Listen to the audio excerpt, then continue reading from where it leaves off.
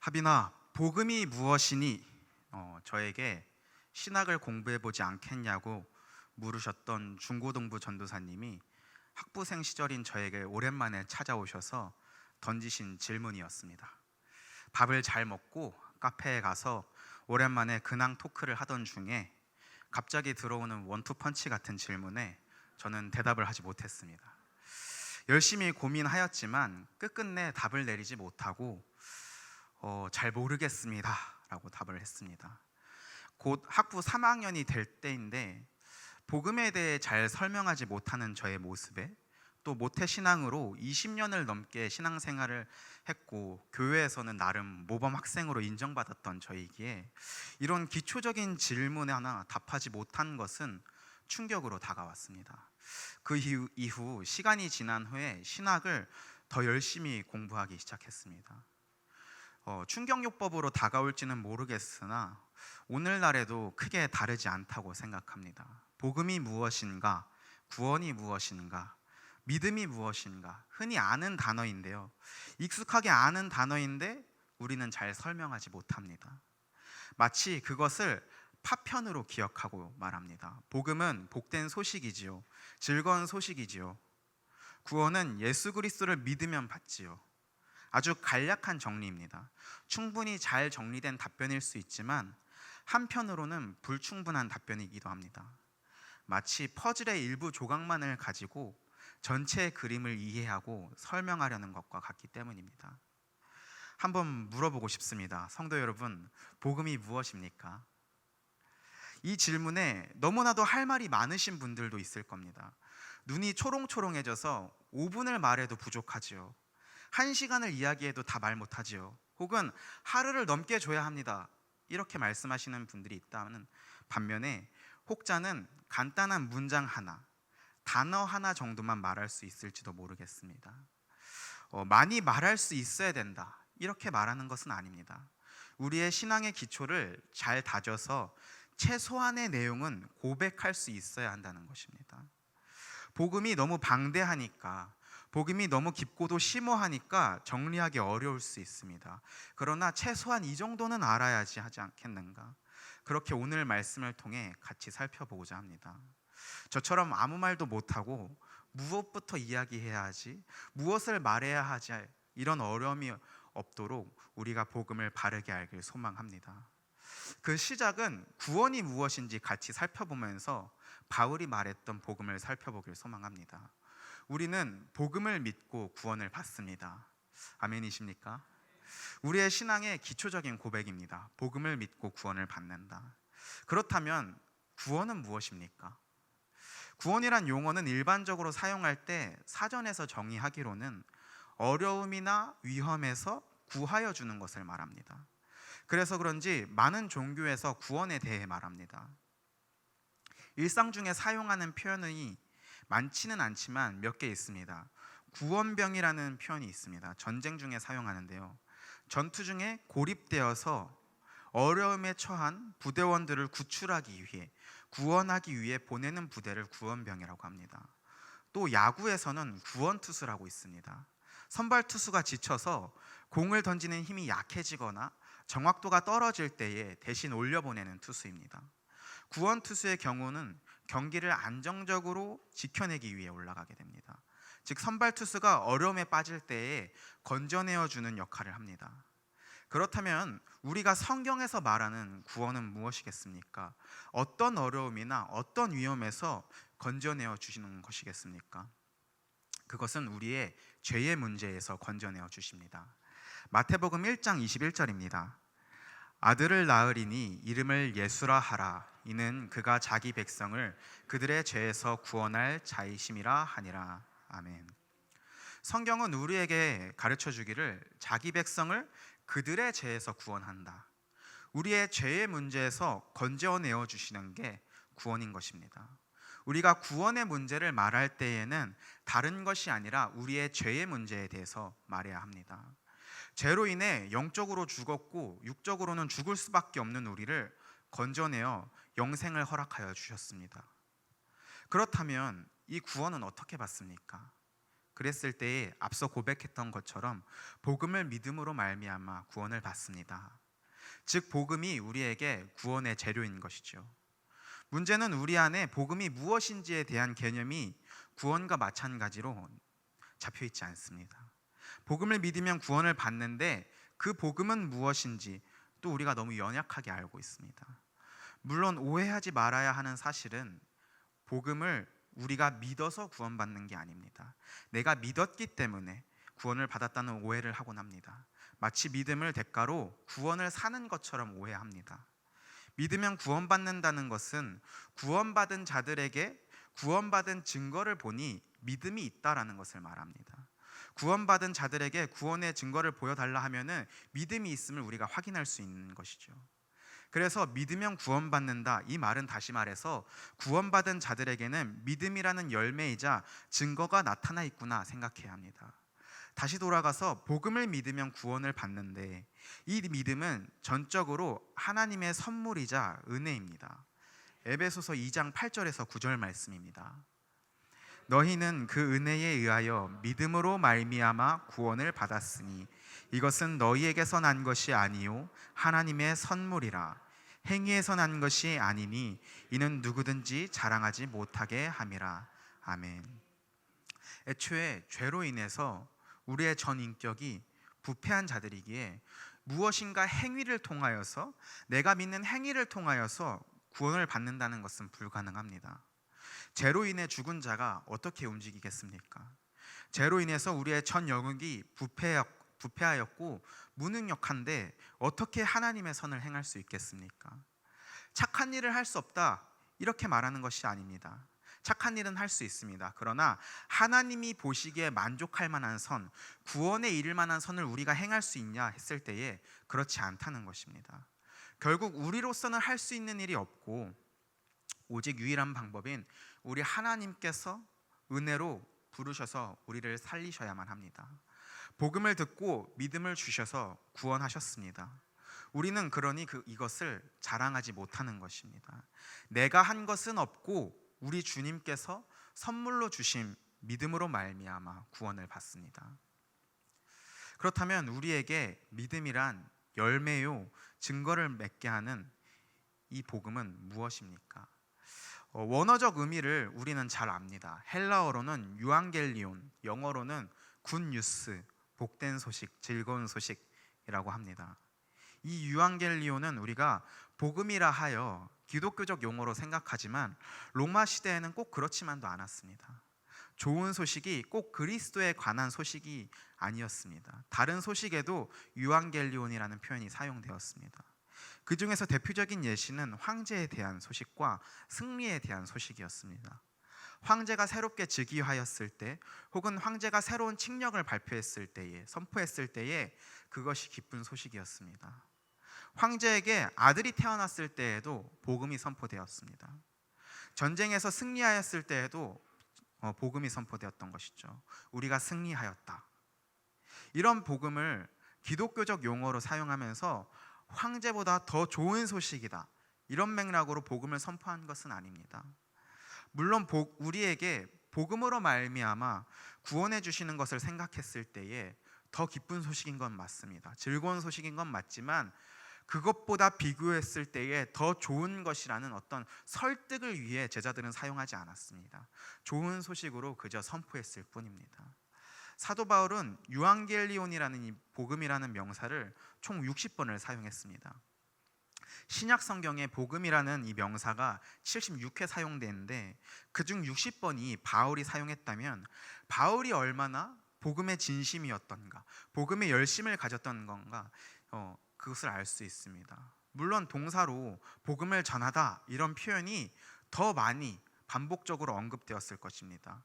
결국 사도 바울이 전하고자 했던 핵심은 복음이었습니다. 사도 바울의 모든 핵심 메시지는 복음이었습니다. 바울 서신을 간통하는 전체적인 핵심은 복음과 관련이 있다라고 말할 수 있습니다. 그러나 우리가 복음이 무엇입니까? 묻는다면은 이렇게 원어적 의미로만 이야기하는 것으로 충분하지 않습니다. 복음을 온전히 설명했다라고 하기에는 무리가 있습니다. 성경은 복음을 무엇이라 말합니까?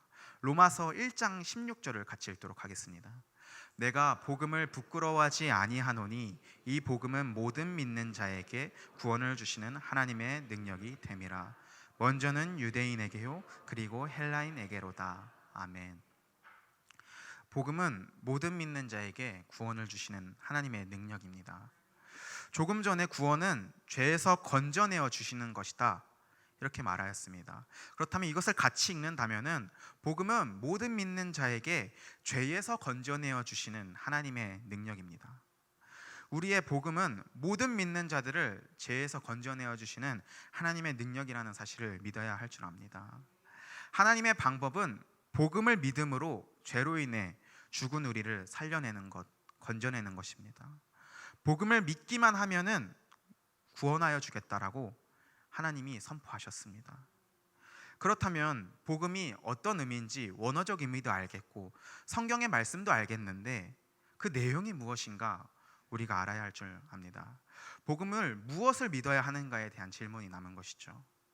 우리는 복음의 내용을 알아야 되는데 성경은 이 한 권 안에 이 복음을 잘 담고 있습니다. 이 방대한 성경 중에서 우리가 무엇인가 선별적으로 택하여서 복음은 이것입니다, 복음은 저것입니다 라고 정의하기 어렵습니다. 이것도 복음이고 저것도 복음이니 오늘 우리가 들은 말씀 모두 또한 복음이었습니다. 성경의 많은 내용이 복음이지만 그렇다면 우리가 알아야 할 최소한의 내용이 있습니다. 우리가 알아야 할 최소한의 내용의 복음을 같이 읽도록 하겠습니다. 고린도전서 15장 3절에서 4절 말씀입니다. 내가 받은 것을 먼저 너희에게 전하였노니 이는 성경대로 그리스도께서 우리 죄를 위하여 죽으시고 장사 지낸 바 되셨다가 성경대로 사흘 만에 다시 살아나사. 아멘. 성경대로 그리스도께서 우리 죄를 위하여 죽으셨습니다. 장사 지낸 바 되셨다가 성경대로 사흘 만에 다시 살아나시며 제자들과 500여 명의 사람들에게 일시에 보이심으로 부활을 확증하셨습니다. 우리가 다른 것은 다 몰라도 그리스도의 죽으심과 그리스도의 다시 사심만큼은 알아야 합니다. 이것이 전부다라고 이야기하는 것이 아닙니다. 최소한의 내용입니다. 죽어있던 자가 복음을 들으면 성령 하나님께서 그 말씀을 우리 안에 적용하여 주시고 믿음의 씨가 심기어지게 됩니다.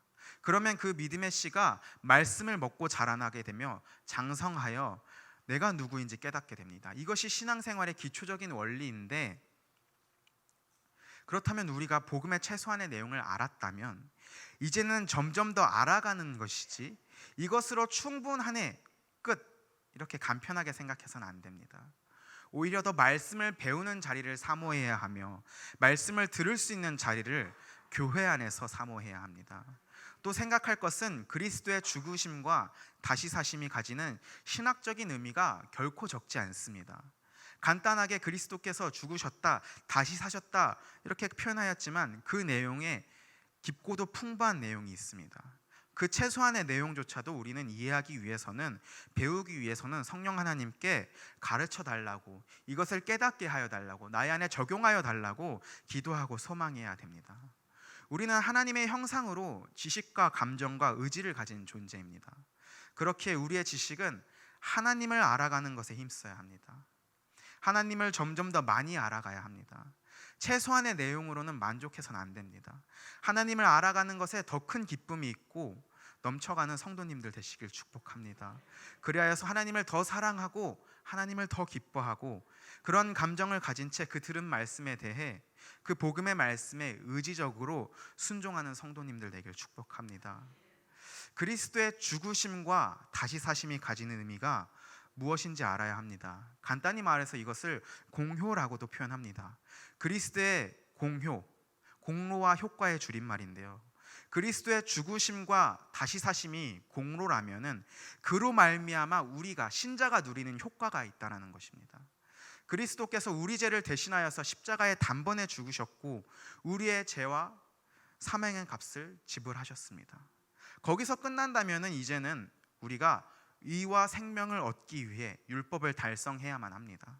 그러나 그리스도께서 부활하심으로 자신이 율법에 완전히 순종하였음을, 그래서 의와 생명을 얻으심을 확증하셨습니다. 공생의 기간 동안 모든 율법을 완전히 성취하셨고 의와 생명을 얻으셨습니다. 부활로 말미암아 우리는 그리스도의 의가 전가되었음을 확신할 수 있게 되었습니다. 로마서 3장 20절에서 21절 말씀입니다.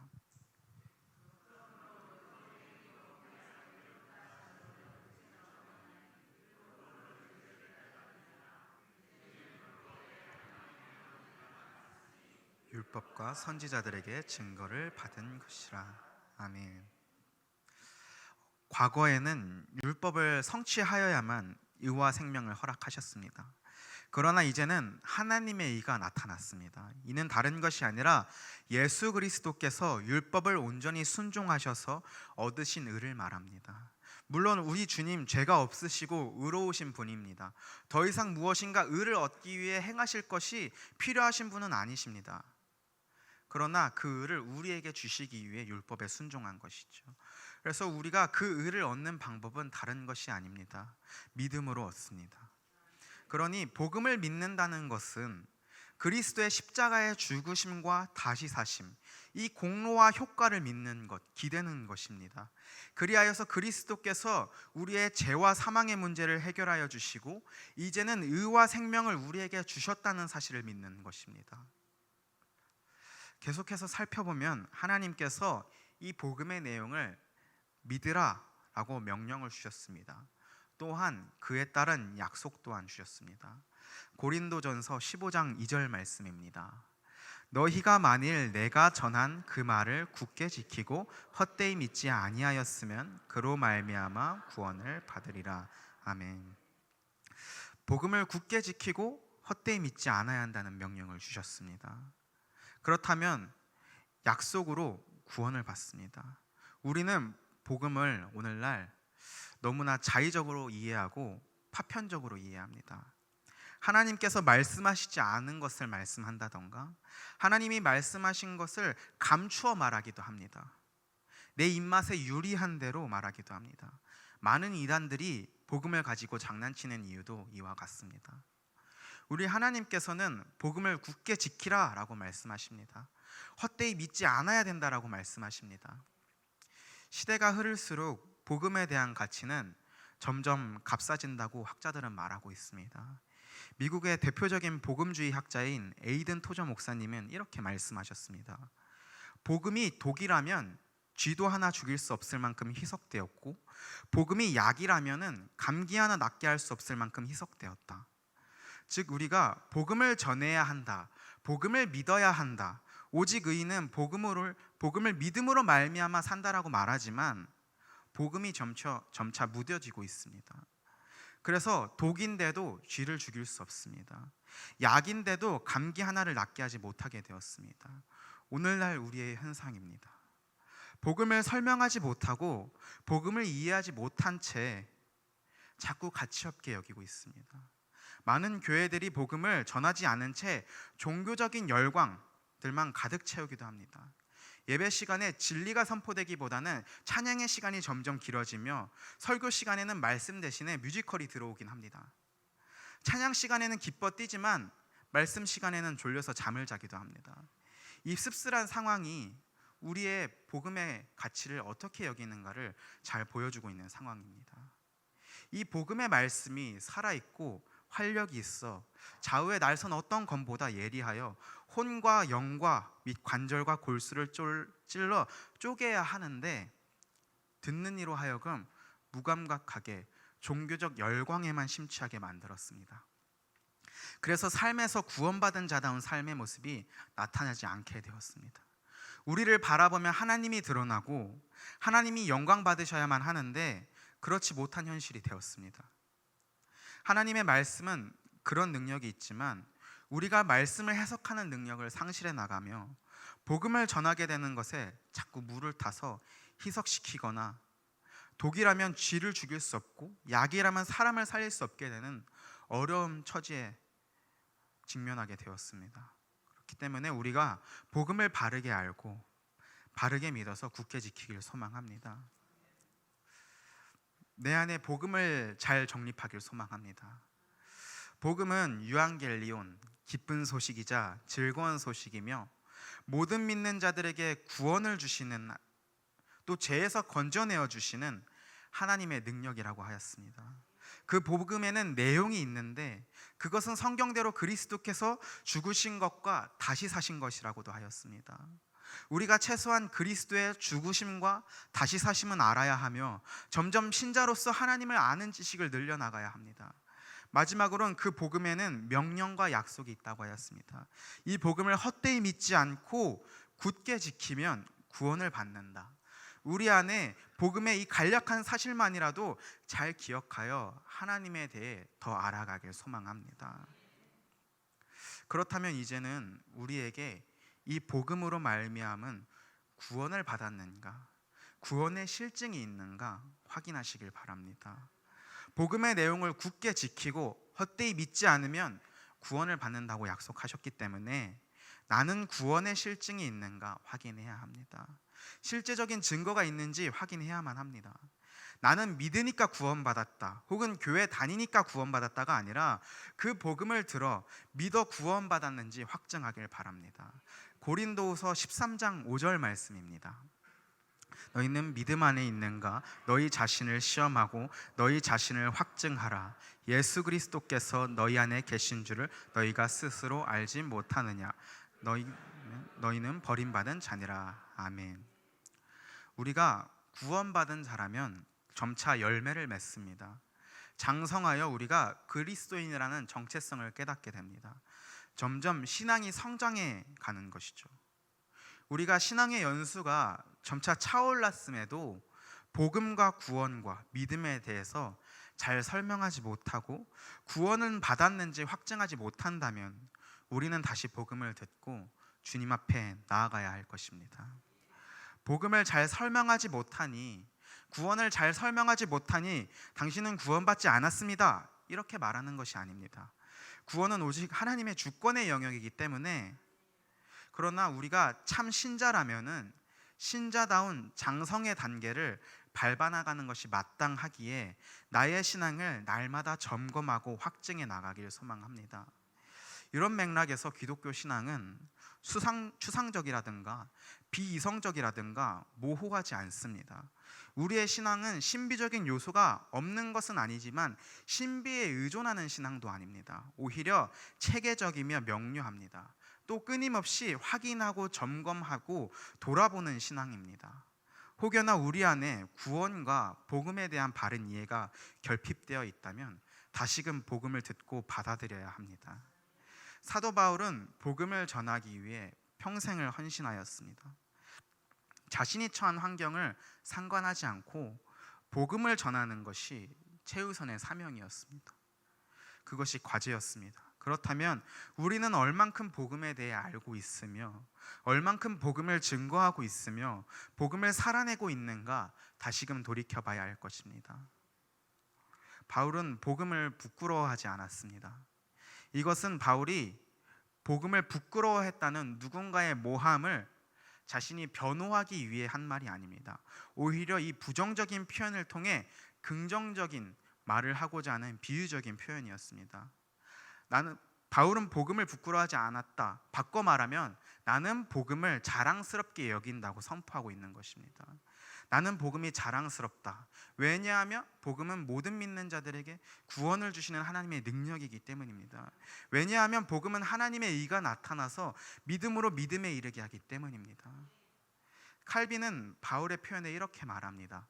그는 사실 그것이 세상의 눈에 멸시를 받을 만한 것임을 암시한다.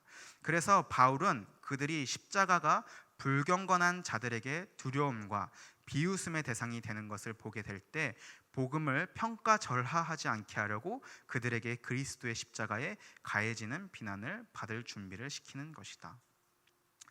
바울의 시대에도 철학이 유행하였습니다. 그러니 그런 자들에게 복음은 미련한 것이었습니다. 그런 자들에게 복음을 선포하고 복음을 드러내는 것은 비난받거나 비웃음을 당하거나 멸시를 받는 행동이었습니다. 바울은 그렇기에 복음을 부끄러워하지 않는다. 나는 복음을 자랑스럽게 여긴다. 로마서를 읽는 모든 이들로 하여금 가르치고 있습니다. 오늘날도 다르지 않습니다. 복음의 의미는 무색해졌고 복음을 알지 못하기에 복음답게 살아가는 신자는 줄어들고 있습니다. 그저 종교인이 되어가기도 합니다. 교회는 복음의 말씀을 선포하며 진리를 수호하는 곳에서 종교적인 서비스를 제공하는 공동체가 되기도 하였습니다. 그러나 우리 신광교회만큼은 복음을 희석시키지도 않고 복음을 잘 정립하길 소망합니다. 신강 공동체만큼은 복음을 수호하여 복음을 담대히 전하는 공동체가 되기를 소망합니다. 세상은 복음을 미련한 것이라고 손가락질하지만 우리 주님께서는 그 미련한 방법으로 자신을 전하길 원하셨습니다. 우리가 먼저 그 복음을 사랑하고 예수 그리스도의 죽으심과 다시 사심을 기억하면서 자랑하는 자가 되길 소망합니다. 복음의 기초적인 내용을 이미 잘 아시는 분들이 있을 줄 압니다. 오늘 들었던 말씀들이 이미 익숙하신 분들도 있을 것입니다. 그럼에도 다시 한번 전하는 것은 공동체 안에 복음의 의미를 잃고 방황하는 이들로 하여금 다시 복음을 듣고 돌아오길 소망하기 때문입니다. 우리가 다시 복음 앞에 서길 소망합니다. 기도하겠습니다.